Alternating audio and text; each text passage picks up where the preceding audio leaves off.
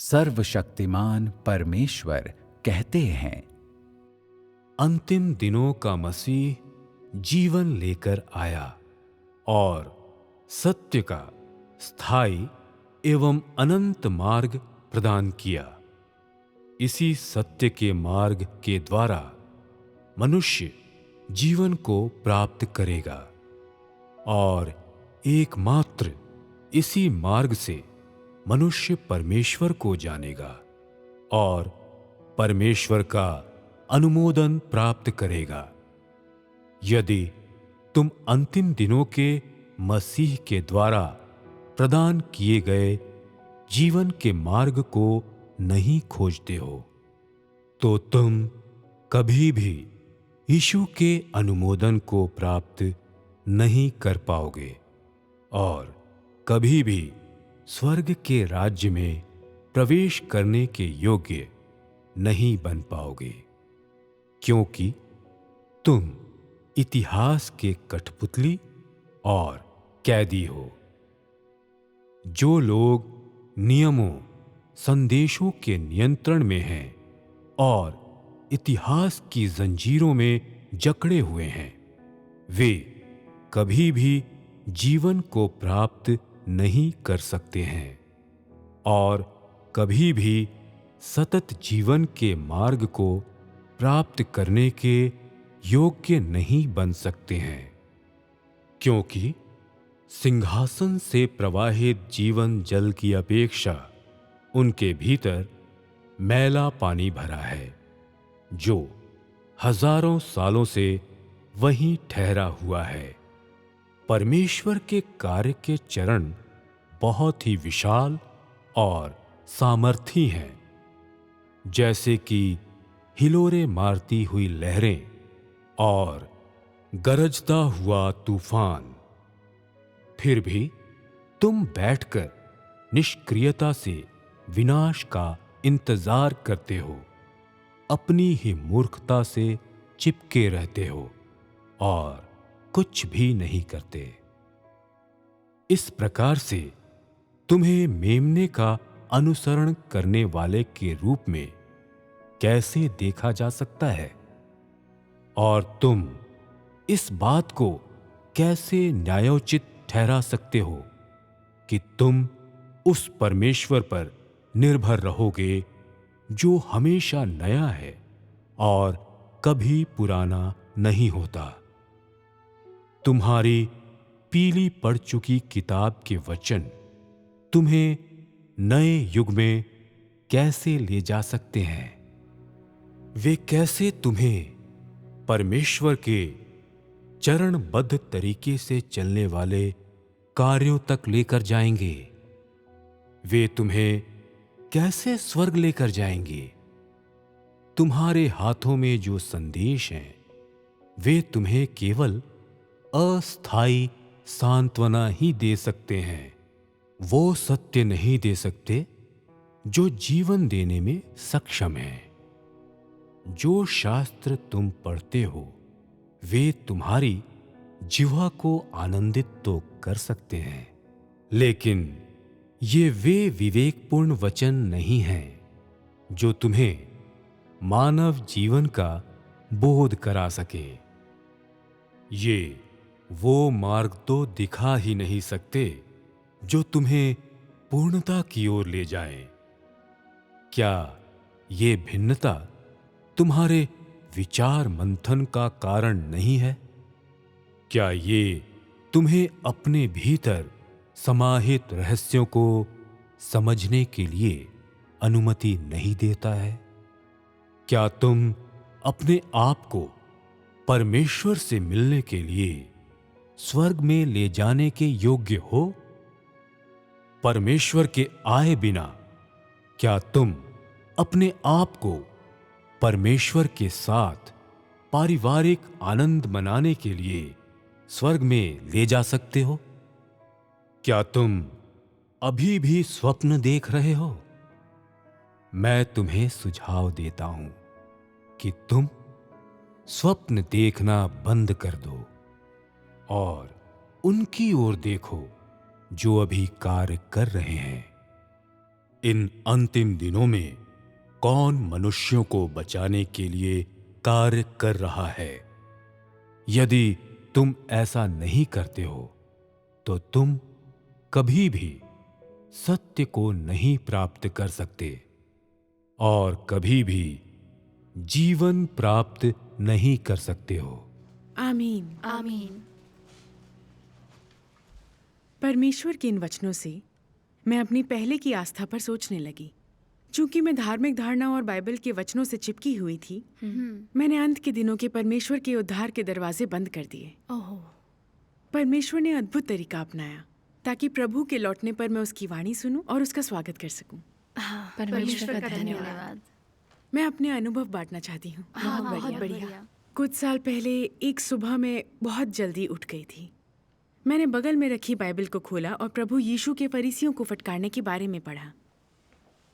यीशु ने परमेश्वर के मंदिर में जाकर वहां लेन देन कर रहे लोगों को निकाल दिया और सर्राफों के पीढ़े और कबूतर बेचने वालों की चौकियां उलट दी और उनसे कहा, लिखा हुआ है, मेरा घर प्रार्थना का घर कहलाएगा, परंतु तुम उसे डाकुओं की खोह बनाते हो। उस वक्त मैं थोड़ी सी उदास थी। लगने लगा कि आज की कलीसिया की हालत भी व्यवस्था के युग के अंत के मंदिर जैसी ही है। सही कहा। कलीसिया के पादरी और एल्डर कहते थे कि विश्वासियों को एक दूसरे से प्रेम करना चाहिए, लेकिन उनमें जलन की वजह से हमेशा विवाद और भेंटों को लेकर बहस होती थी। वे विश्वासियों से प्रार्थना करने के लिए रिश्वत लेते थे और कभी कभी तो मिली हुई भेंट के हिसाब से प्रार्थना में समय लगाया जाता था। सही। कलीसिया के ज्यादातर सदस्य नकारात्मक और कमजोर थे और सभाओं में हर दिन लोग कम हो रहे थे। पादरी और एल्डर दिल से धर्मोपदेश नहीं देते थे और वे प्रभु की भीड़ों को सही रास्ता नहीं दिखाते थे, लेकिन फिर भी विश्वासियों की शादियां करवाने में थकते नहीं थे। मेरी पुरानी कलीसिया का पादरी भी ऐसा ही था। सच में? बिल्कुल। कलीसिया आराधना की जगह होनी चाहिए, लेकिन वो सिर्फ एक विवाह स्थल बन चुकी थी। तब मैं सोचने लगी, पादरी और एल्डर राह भटक गए हैं। कलीसिया की भावना बिल्कुल धर्मनिरपेक्ष है। यह व्यवस्था के युग के अंत की तरह है, जब खाली मंदिर में चोरों ने अड्डा बनाया था। क्या वापस आने पर प्रभु ऐसी कलीसिया में आएगा? वो नहीं आएगा। मैं ऐसा सोच ही रही थी कि मेरे फोन का अलार्म बज उठा और जब मैंने इसे बंद किया तो मैंने एक YouTube वीडियो का सुझाव देखा जो सर्वशक्तिमान परमेश्वर की कलीसिया से था। मैं बिल्कुल हैरान हो गई थी। मैंने तो कलीसिया के इस चैनल की सदस्यता भी नहीं ली थी, तो मुझे ये सूचना क्यों दिखाई जा रही थी? फिर मुझे याद आया कि 1 महीना पहले मेरी सहेली मुझे वहां एक धर्मोपदेश सुनाने के लिए लेकर गई थी और वहां मैंने जो कुछ भी सुना वो निसंदेह नया और ज्ञानवर्धक था। मैंने सच में उससे कुछ हासिल किया। मैं उसके बारे में और जानना चाहती थी, लेकिन ये धर्मोपदेश गवाही दे रहे थे कि प्रभु यीशु वापस आ चुका है और वह अंत के दिनों में न्याय का काम कर रहा है और कई सत्यों को व्यक्त कर रहा है और वचन देह में प्रकट होता है। किताब सर्वशक्तिमान परमेश्वर के वचनों से भरी है। वो लोग सभाओं में सर्वशक्तिमान परमेश्वर के वचनों को पढ़ते हैं और उन पर संगति करते हैं। मुझे तो ये बात बिल्कुल समझ नहीं आई। पादरी और एल्डर हमेशा हमसे कहते आ रहे हैं कि परमेश्वर के सभी वचन और काम बाइबल में हैं और इसके बाहर परमेश्वर के वचन और काम मौजूद नहीं हैं। तो ये ऐसा कैसे कह सकते हैं कि प्रभु ने नए वचन व्यक्त किए हैं? विश्वासियों की कई पीढ़ियों ने बाइबल पर अपना विश्वास जताया है, इसलिए बाइबल में विश्वास का मतलब है प्रभु में विश्वास। तो कोई और चीज प्रभु में विश्वास कैसे हो सकती है? जब भी मेरी सहेली कलीसिया में धर्मोपदेश सुनने के लिए कहती तो मैं मना कर देती थी। तो जब मैंने सर्वशक्तिमान परमेश्वर की कलीसिया का लिंक अपने फोन पर देखा तो मैंने उस पर टैप नहीं किया। लेकिन हैरानी की बात यह थी कि उस दिन के बाद कई दिनों तक मुझे YouTube सुझावों में सर्वशक्तिमान परमेश्वर के कलीसिया के चैनल की फिल्में और स्तुति गीत दिखाई देते रहे। मैंने सोचा, मैंने इस चैनल की सदस्यता नहीं ली है, लेकिन मुझे ये सुझाव मिलते रहते हैं। क्या प्रभु मुझे इस तरफ ले जा रहे हैं? क्या उसकी इच्छा है कि मैं सर्वशक्तिमान परमेश्वर की कलीसिया का चैनल देखूं? यह सोचकर मैंने प्रभु से प्रार्थना करनी शुरू की। मैंने कहा, हे प्रभु, ये सारे वीडियो मेरे फोन पर बार बार क्यों दिखाई दे रहे हैं? इन लोगों का कहना है कि तुम वापस आए हो। क्या ये बात सच है? क्या मुझे ये वीडियो देखने चाहिए? प्रभु, मुझे रास्ता दिखाओ। प्रार्थना करने के बाद प्रभु यीशु के ये वचन मेरे दिमाग में आए। धन्य है वे जो मन के दीन हैं, क्योंकि स्वर्ग का राज्य उन्हीं का है। आमीन। बिल्कुल, प्रभु का आना बहुत बड़ी बात है। तो अगर मैंने ये सुना है तो मुझे विनम्रता से इसके बारे में खोज, छानबीन और विचार करना चाहिए। बिल्कुल सही। कि प्रभु यीशु क्या सर्वशक्तिमान परमेश्वर बनकर वापस आया है? अगर मैंने इसकी जांच पड़ताल नहीं की और प्रभु सच में वापस आया है तो क्या मैं उसका स्वागत करने का मौका नहीं गंवा दूंगी? हाँ, यह सोचकर मैंने कलीसिया की कुछ वीडियो देखने का फैसला किया। सही है। परमेश्वर का धन्यवाद। जब मैंने उसकी वेबसाइट देखी तो पाया कि वहाँ काफी कुछ मौजूद था, जैसे फिल्में, भजन, वीडियो, विशेष समूह गान और अनुभवों एवं गवाहियों पर लेख। एक भजन का वीडियो भी था, मेरे प्रिय इंतजार करो मेरा। हाँ, उसका मुझ पर बहुत असर हुआ। अच्छा है। उस भजन के बोलों ने मुझे हिला कर रख दिया। मुझे वो वक्त याद आ गया जो मैंने एक वीरान कलीसिया में बिताया था, एक ऐसी कलीसिया की तलाश में जहाँ पवित्र आत्मा का काम हो। मैंने जितना उस साइट को देखा, मुझे उतना ही पोषण हासिल हुआ। मुझे कलीसिया को ज़्यादा समझने की ज़रूरत महसूस हुई। इसीलिए फिर मैंने उनकी वेबसाइट पर दोबारा जाकर और कई सारी फिल्में देखी। एक दिन मैंने एक सुसमाचार फिल्म देखी जिसमें परमेश्वर और बाइबल के रिश्ते के बारे में विस्तार से बताया गया था। उसमें परमेश्वर के वचनों का एक अंश था जो मैं कभी भूल नहीं सकती। जब से बाइबल है, प्रभु में लोगों का विश्वास बाइबल पर आधारित रहा है। लोग प्रभु में विश्वास करते हैं, इसके बजाय यह कहना बेहतर है कि वे बाइबल में विश्वास करते हैं। यह कहना बेहतर है कि उन्होंने बाइबल पढ़ने से ज़्यादा उस पर विश्वास करना आरंभ कर दिया है और प्रभु के सामने वापस आ गए हैं। कहने के बजाय यह कहना बेहतर है कि वे बाइबल के सामने वापस आ गए हैं। लोग बाइबल की आराधना ऐसे करते हैं मानो यही परमेश्वर है, उनका जीवन रक्त है, और इसे खोना अपने जीवन को खोने के समान होगा। लोग बाइबल को परमेश्वर का दर्जा देते हैं और कुछ तो इसे परमेश्वर से भी ऊंचा मानते हैं।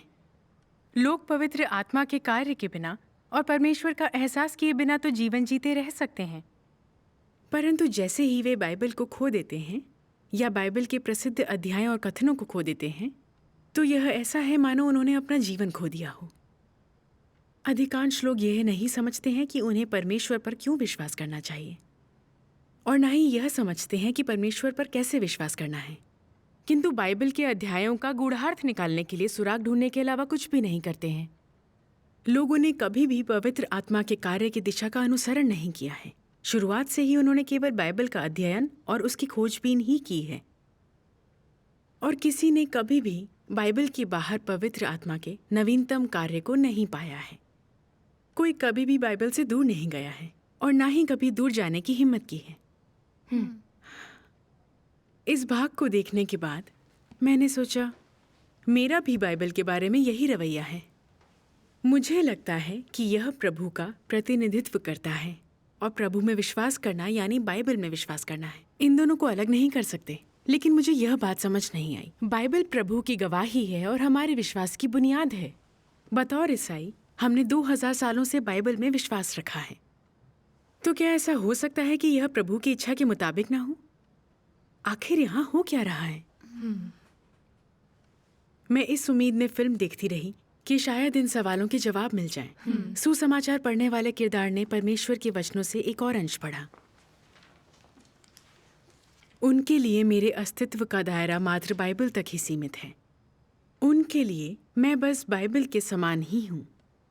बाइबल के बिना मैं भी नहीं हूँ और मेरे बिना बाइबल भी नहीं है। वे मेरे अस्तित्व या क्रियाओं पर कोई भी ध्यान नहीं देते। इसके बजाय बाइबल के हर वचन पर अधिक और विशेष ध्यान देते हैं। कई लोग तो यह भी मानते हैं कि मुझे अपनी मर्जी से ऐसा कुछ भी नहीं करना चाहिए जो पवित्र शास्त्र में पहले से बताया ना गया हो। वे पवित्र शास्त्र को बहुत अधिक महत्व देते हैं। यह कहा जा सकता है कि वे वचनों और अभिव्यक्तियों को महत्वपूर्ण मानते हैं। इस हद तक कि मेरे हर एक वचन की तुलना बाइबल की आयतों से करते हैं और इसका उपयोग मुझे दोषी ठहराने के लिए करते हैं। वे जिसकी खोज कर रहे हैं वह मेरे अनुकूल होने का रास्ता या ढंग नहीं है या सत्य के अनुकूल होने का रास्ता नहीं है, बल्कि बाइबल के वचनों की अनुकूलता में होने का रास्ता है। उनका मानना है कि कोई भी बात जो बाइबल के अनुसार नहीं है बेशक मेरा कार्य नहीं है। क्या ऐसे लोग फरीसियों के कर्तव्यनिष्ठ वंशज नहीं हैं? यहूदी फरीसी यीशु को दोषी ठहराने के लिए मूसा की व्यवस्था का उपयोग करते थे। उन्होंने उस समय के यीशु के अनुकूल होने की खोज नहीं की, बल्कि नियम का अक्षरशः पालन कर्मठतापूर्वक किया। इस हद तक किया कि अंततः उन्होंने निर्दोष यीशु को पुराने नियम की व्यवस्था का पालन ना करने और मसीहा ना होने का आरोप लगाते हुए क्रूस पर चढ़ा दिया। उनका सार तत्व क्या था? क्या यह ऐसा नहीं था कि उन्होंने सत्य के अनुकूल होने के मार्ग की खोज नहीं की?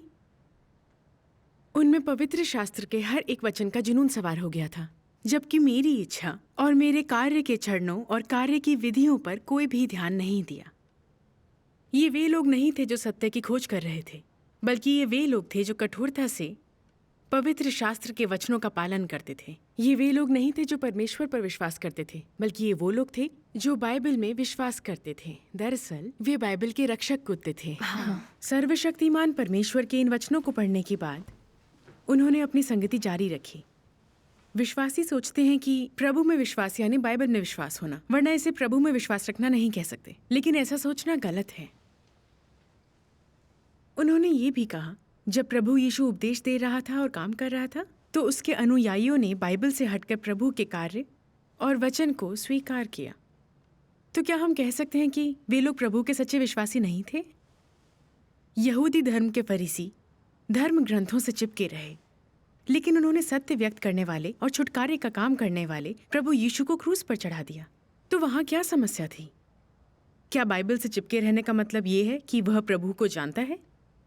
क्या इसका मतलब है कि वो इंसान परमेश्वर के बताए रास्ते पर चलता है, उसका आदर करता है और उसके सामने समर्पित है?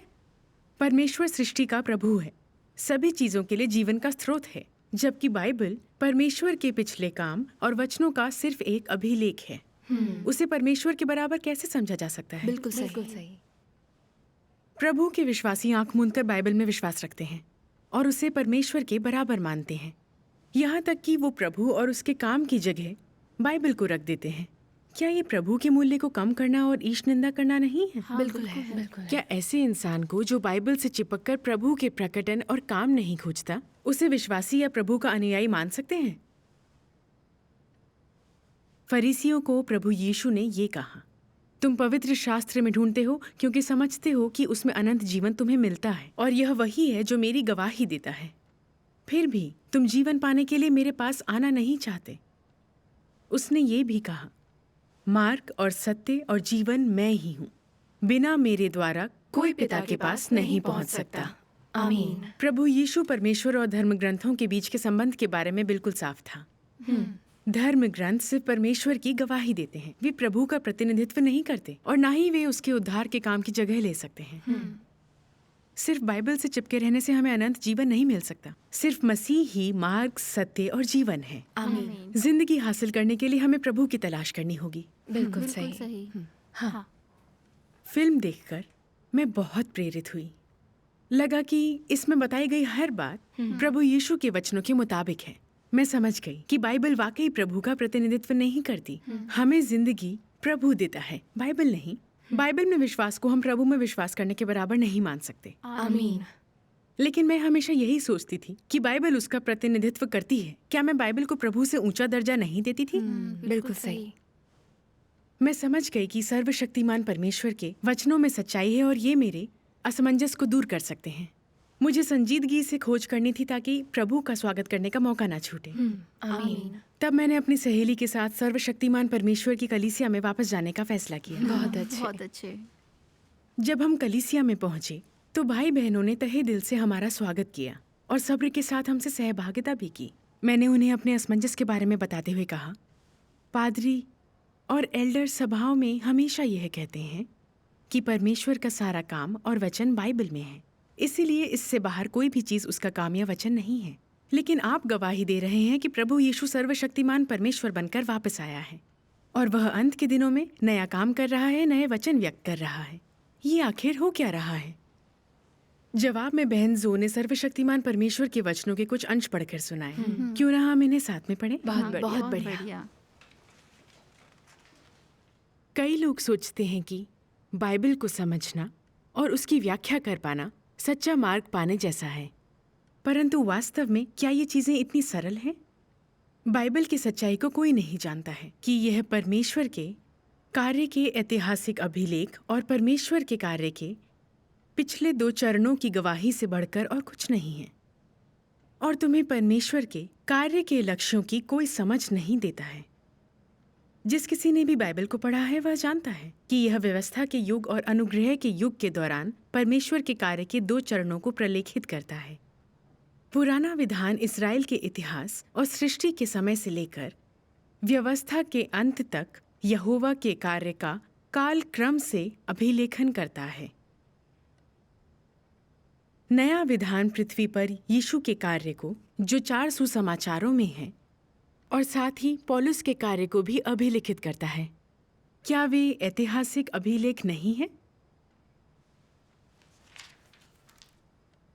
वह सब जो बाइबल में लिखा है वह सीमित है और परमेश्वर के संपूर्ण कार्य का प्रतिनिधित्व करने में असमर्थ है।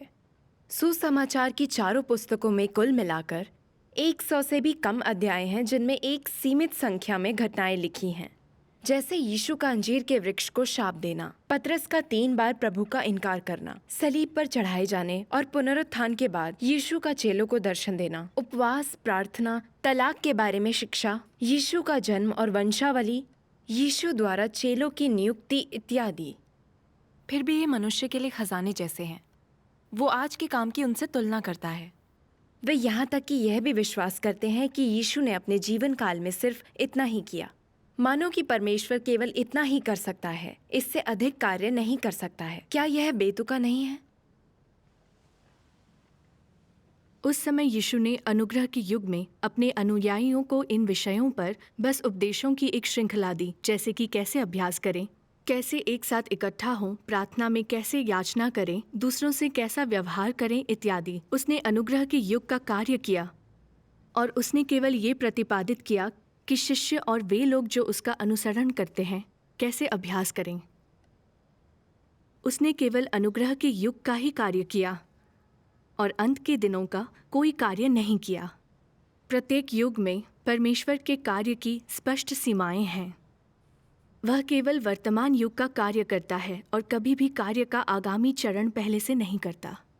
केवल इस तरह से उसका प्रत्येक युग का प्रतिनिधि कार्य सामने लाया जा सकता है।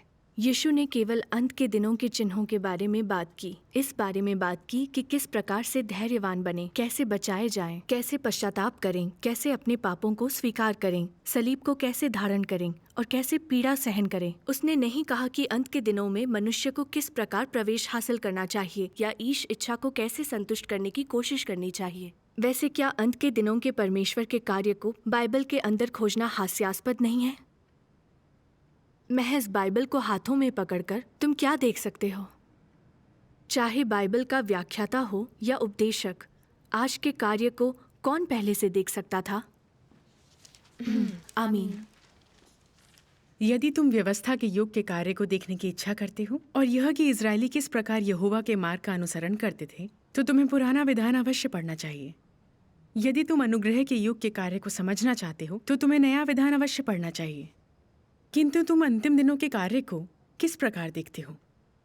तुम्हें आज के परमेश्वर की अगुवाई को स्वीकार कर आज के कार्य में प्रवेश करना चाहिए, क्योंकि यह नया कार्य है और किसी ने भी पूर्व में इसे बाइबल में दर्ज नहीं किया है। आमीन। आज का कार्य एक मार्ग है जिस पर मनुष्य कभी नहीं चला और एक तरीका है जिसे किसी ने कभी नहीं देखा है। यह वह कार्य है जिसे पहले कभी नहीं किया गया है। यह पृथ्वी पर परमेश्वर का नवीनतम कार्य है। कौन आज के कार्य के प्रत्येक अंश को बिना किसी चूक के पहले से ही दर्ज कर सका होगा? कौन परंपराओं को तोड़ने वाले इस अति पराक्रमी, अति बुद्धिमत्तापूर्ण कार्य को इस घिसी पिटी पुस्तक में दर्ज कर सकता है? आज का कार्य इतिहास नहीं है। और वैसे तो यदि तुम आज के नए पथ पर चलने की इच्छा करते हो तो तुम्हें बाइबल से दूर अवश्य जाना चाहिए। तुम्हें बाइबल की भविष्यवाणियों या इतिहास की पुस्तकों के परे अवश्य जाना चाहिए। केवल तभी तुम इस नए मार्ग पर उचित तरीके से चल पाओगे और केवल तभी तुम एक नए राज्य और नए कार्य में प्रवेश कर पाओगे। आमीन। आमीन। इन वचनों को पढ़ने के बाद बहन जो ने अपनी सहभागिता जारी रखी। वे बोली, जो भी बाइबल से परिचित है उसे पता है कि पुराने और नए नियम व्यवस्था के युग और अनुग्रह के युग में परमेश्वर के काम के दो चरणों के अभिलेख हैं। वे परमेश्वर के काम की गवाही हैं।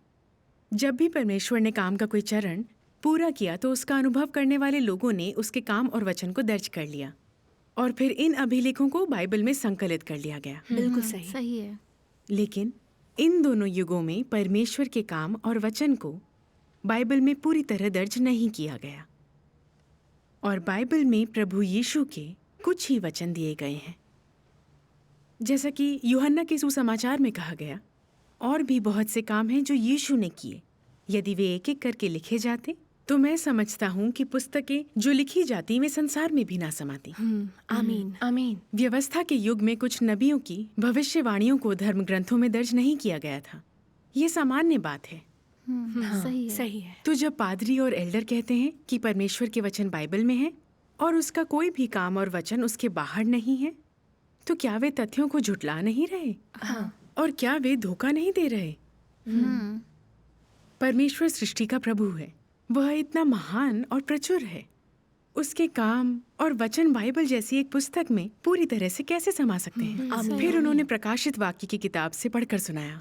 जो सिंहासन पर बैठा था, मैंने उसके दाहिने हाथ में एक पुस्तक देखी जो भीतर और बाहर लिखी हुई थी और वह 7 मुहर लगाकर बंद की गई थी।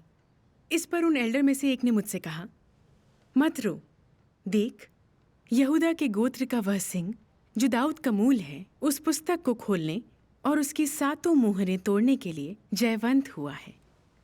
उन्होंने कहा कि इस किताब के अंदर और बाहर भी लिखा गया है और इसे 7 मुहरों से सील बंद किया गया है और सिर्फ लौट कर आया अंत के दिनों का प्रभु ही इन 7 मुहरों को खोल सकता है।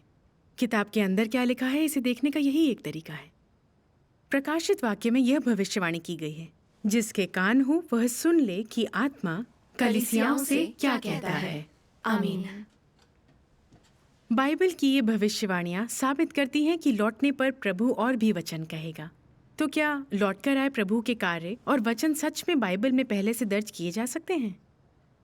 क्या बाइबल में लिखे वचन उनकी जगह ले सकते हैं जो पवित्र आत्मा अंत के दिनों में कलीसियाओं से कहता है? क्या वे मेमने की खोली गई किताब की जगह ले सकते हैं? क्या वे अंत के दिनों में परमेश्वर के न्याय की काम की जगह ले सकते हैं? यह सब सुनकर मैंने सोचा, मैंने इन छंदों को काफी बार पढ़ा है। ये सवाल मेरे मन में कभी क्यों नहीं उठे?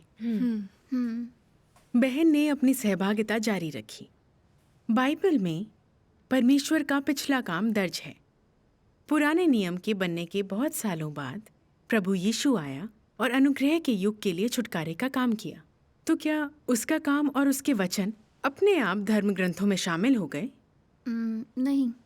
परमेश्वर के काम और उसके वचनों का संकलन करके बाइबल बनाई गई होगी। सर्वशक्तिमान परमेश्वर ने अंत के दिनों में इंसान को शुद्ध करने के लिए सत्य व्यक्त किए। तो क्या ये सत्य अपने आप बाइबल में शामिल हो सकते हैं? तो ये दावा करना कि परमेश्वर के सभी काम और वचन बाइबल में दर्ज हैं और उसके बाहर कुछ नहीं हो सकता है, एक गलत, बेतुकी राय है और यह पूरी तरह से इंसानी धारणाओं और कल्पनाओं का नतीजा है। बिल्कुल है। बहन जो की सहभागिता सुनना मेरे लिए सच में ज्ञानवर्धक था। मुझे लगा उनकी सहभागिता सब तथ्यों के मुताबिक है। बाइबल सिर्फ परमेश्वर के कार्य के 2 चरणों का रिकॉर्ड है, व्यवस्था का युग और अनुग्रह का युग। यह उसके काम की गवाही है, लेकिन वह प्रभु का या अंत के दिनों में उसके काम और वचनों का प्रतिनिधित्व नहीं कर सकती। प्रभु यीशु के पूरे काम और वचनों को भी बाइबल में दर्ज नहीं किया गया। तो अंत के दिनों में परमेश्वर के काम और वचनों को समय से पहले बाइबल में कैसे दर्ज किया जा सकता था? बिल्कुल सच। मैं पादरियों और एल्डरों की सुनती रही और परमेश्वर के काम और वचनों को बाइबल के अनुसार सीमित करती रही और मानती रही कि उसके बाहर की कोई भी चीज परमेश्वर से नहीं आ सकती। क्या मैं बेकार की बातें नहीं कर रही थी? क्या मैं प्रभु का सीमांकन और उसका तिरस्कार नहीं कर रही थी? सच में। मुझे ये सोचकर बहुत अफसोस हुआ। मैंने सर्वशक्तिमान परमेश्वर के वचनों को पहले क्यों नहीं पढ़ा?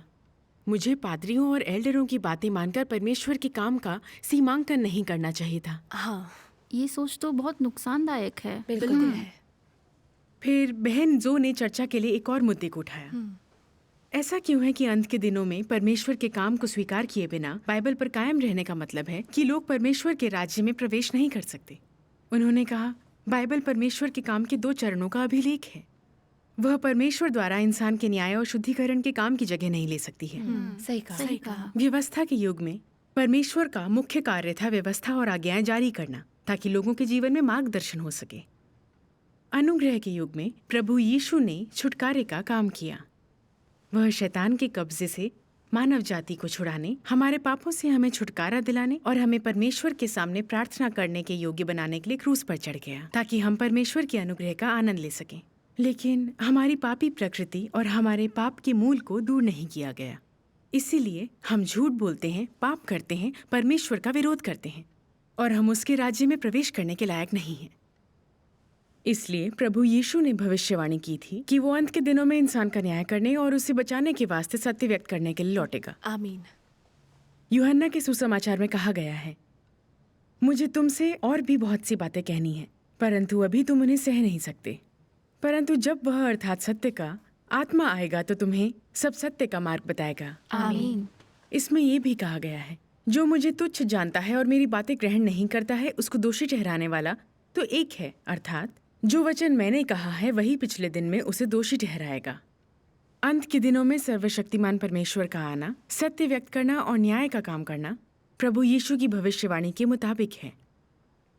सर्वशक्तिमान परमेश्वर के व्यक्त लाखों वचनों में हर चीज के बारे में चर्चा की गई है। बाइबल के रहस्यों का खुलासा और राज्य के लिए भविष्यवाणियां हैं। कुछ मानव जाति की मंजिल पर चर्चा करते हैं और कुछ मानव जाति के परमेश्वर विरोध के मूल की वजह का विश्लेषण करते हैं। परमेश्वर ने साफ तौर पर उन सत्यों का खुलासा भी किया है जो लोगों के उद्धार के लिए जरूरी हैं। आमीन। इसमें शामिल है इंसान को बचाने के लिए परमेश्वर के काम के 3 चरणों के अंदर की कहानी, अंत के दिनों में परमेश्वर के न्याय के रहस्य और परमेश्वर के देह धारण के रहस्य। परमेश्वर खुलासा करता है कि शैतान कैसे मानव जाति को भ्रष्ट करता है और कैसे परमेश्वर इंसान को बचाने के लिए काम करता है। शैतान द्वारा इंसान की भ्रष्टता का सार और सत्य क्या है, सच्चा विश्वास, समर्पण और परमेश्वर के लिए प्रेम क्या है, सार्थक जीवन कैसे जी सकते हैं और बहुत कुछ। सर्वशक्तिमान परमेश्वर के व्यक्त सत्य हमें उस अनंत जीवन की ओर ले जाते हैं जो परमेश्वर हमें अंत के दिनों में देता है। आमीन। आमीन। सही है। अगर हम अंत के दिनों के परमेश्वर के न्याय और शुद्धिकरण को स्वीकार किए बिना बाइबल से चिपके रहेंगे तो हम सत्य हासिल नहीं कर पाएंगे, पाप का त्याग नहीं कर पाएंगे और स्वर्ग के राज्य के अंदर नहीं जा पाएंगे। कलीसिया के भाई बहनों द्वारा की गई सहभागिता की मदद से मुझे समझ आया कि अंत के दिनों में सर्वशक्तिमान परमेश्वर के न्याय का कार्य बाइबल की भविष्यवाणियों को पूरा करता है। आमीन। सर्वशक्तिमान परमेश्वर के वचन सत्य हैं, ये परमेश्वर की वाणी है। आमीन। और ये शाश्वत जीवन का मार्ग है जो परमेश्वर हमें अंत के दिनों में देता है। आमीन। मैं सोचती थी कि परमेश्वर का काम और वचन बाइबल तक सीमित है, क्योंकि मैं पादरियों और एल्डरों की बातों को मानती थी और मैं इन धारणाओं से चिपकी हुई थी। मैंने अंत के दिनों की परमेश्वर को स्वीकार करने से इनकार कर दिया। मैं परमेश्वर के वर्तमान वचनों का पोषण हासिल नहीं कर पाई और अंधकार में डूब गई। सही कहा। अगर मुझे परमेश्वर की कृपा और उद्धार से YouTube पर सर्वशक्तिमान परमेश्वर की कलीसिया की वीडियो देखने और परमेश्वर की वाणी को सुनने का सौभाग्य ना मिला होता तो मैं अब भी पादरियों और एल्डरों के पीछे चल रही होती और अंत के दिनों में परमेश्वर के काम को ढूंढा नहीं होता। अगर ऐसा होता तो मैं 100 वर्षों तक बाइबल पढ़कर भी प्रभु की वापसी का स्वागत नहीं कर पाती। बिल्कुल सही। मैं समझती हूँ कि अंत के दिनों में परमेश्वर का उद्धार हासिल करना पूरी तरह से उसकी रहनुमाई की वजह से है। बिल्कुल सही। ये परमेश्वर का अद्भुत उद्धार है। आमीन। परमेश्वर का ये काम अद्भुत जो है। हमें रास्ता दिखा रहा है और बचा रहा है। अद्भुत है। वाकई ये बहुत अद्भुत था। सही कहा।